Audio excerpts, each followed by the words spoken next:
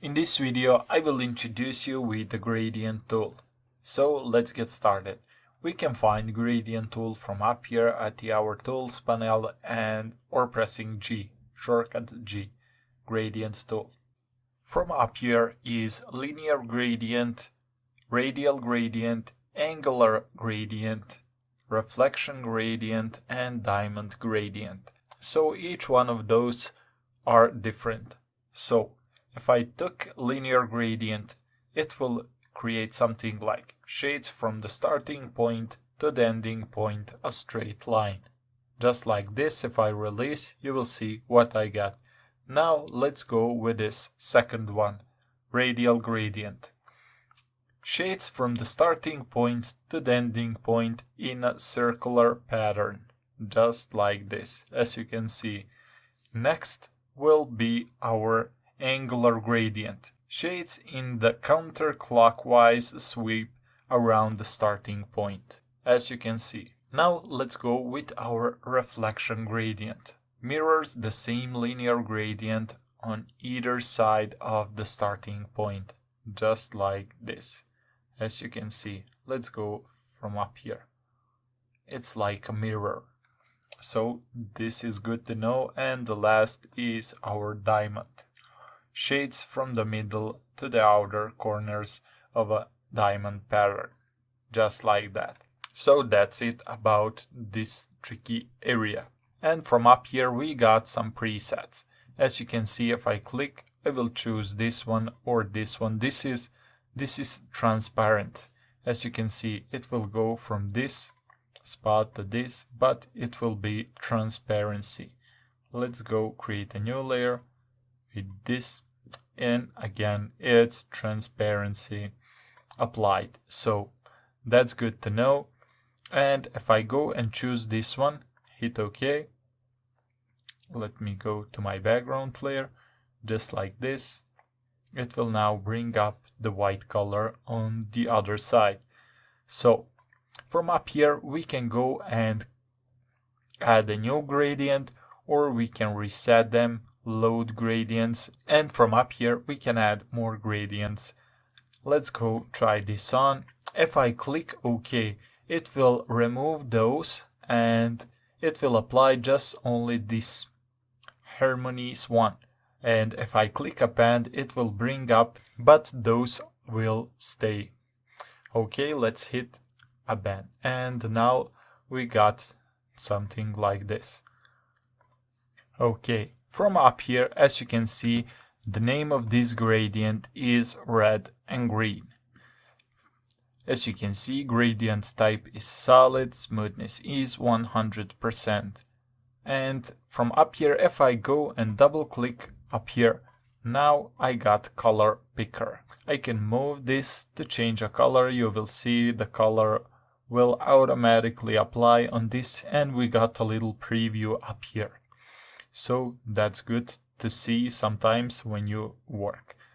Okay, if I'm satisfied with this color and this green, I can go and create with this.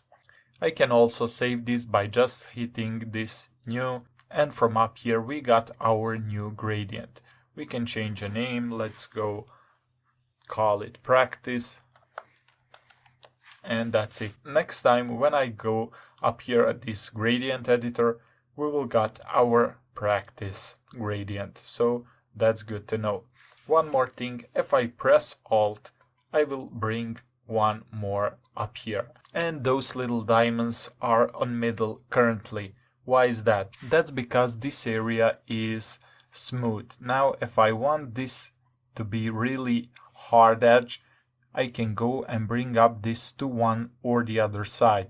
But if I go up here at the middle, do you see how this color is constantly changing to that point? So that's the effect we want with almost all gradients, and the same thing up here, but we cannot see difference between those. And if I wish to add a new color up here, just like this, I can go hit this color, hit OK, and that's it. Now I can change this slider. You see how much color it will bring up here at this area. So that's good thing to know. Let's go apply this effect on our butterfly layer. But first let's go create a new layer. And I will go from this spot to this spot. And when I release, we will get this. But I will go and change a blend mode. Let's go with this. This is a multiply. We can reduce opacity to get cool effect, or we can go continue to see which effect is good. Maybe this is fine, as you can see before and after. This is good one. Maybe reduce a little opacity, and this can look really nice. That's it.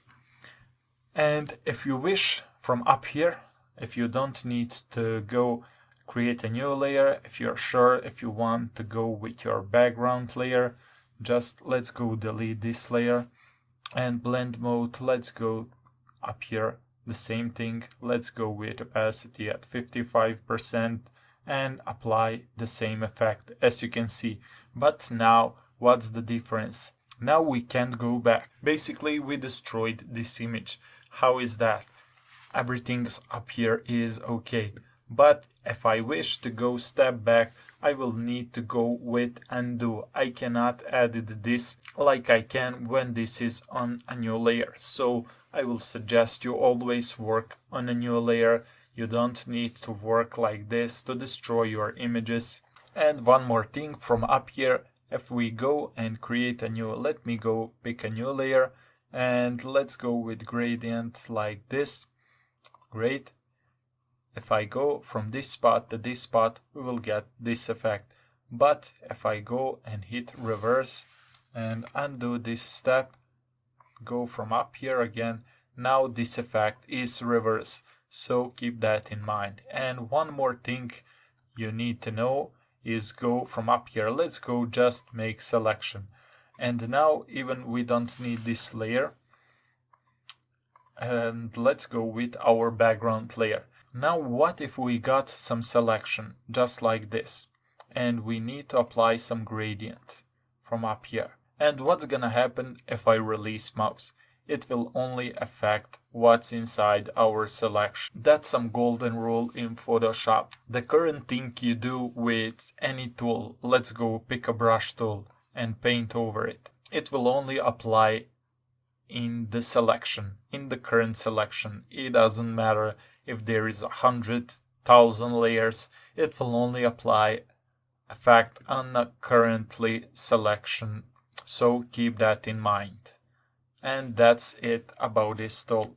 I hope you got this, guys. If you have any questions, I'm here. So see you in the next video. Thank you for watching.